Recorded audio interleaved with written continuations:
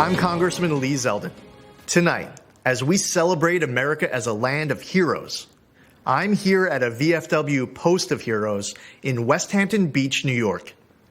I've seen amazing Americans in action. Raised in a law enforcement family, deployed to Iraq as an 82nd Airborne paratrooper, and serving today in the Army Reserve.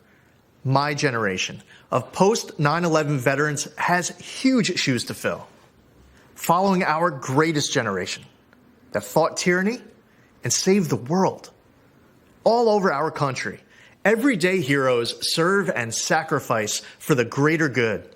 Farmers, truckers, craftsmen, these heroes keep America running, and President Trump fights for them every day. This year, we've especially relied on one particular group of heroes, frontline medical workers. My twin daughters, Michaela and Ariana, were born over 14 weeks early. They weighed just 1.5 pounds. At 2 weeks, Michaela went into septic shock, had a stroke, and underwent brain surgery, leaving 1/3 of the left side of her brain a hole. Her doctors didn't believe Michaela would survive, fearing dire permanent consequences even if she did.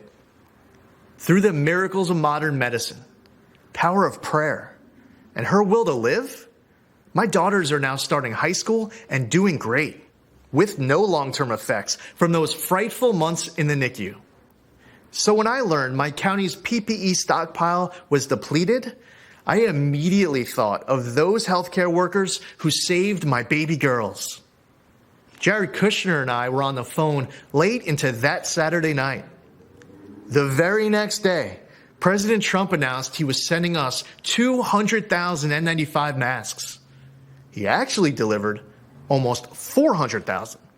That number quickly grew to 1.2 million masks, gowns, and more. The president sent thousands of ventilators to New York. He deployed the USS Comfort and converted the Javits Center to a field hospital. His administration authorized our lab testing requests at blinding speed.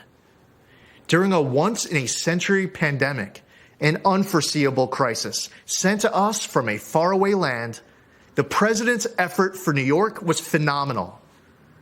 For our nation to emerge even stronger, more prosperous, freer, and more secure than ever. To make our country greater than ever before, we must re-elect President Trump. We are the land of the free because of the brave. And we are the land of opportunity because we have a president who wants to empower the best of who we are to be the best of what we can be. There's never been a nation greater than ours. Never a people more resilient than ours. And never a future for America more promising than ours right now. Keeping America great is up to us, and losing is not an option.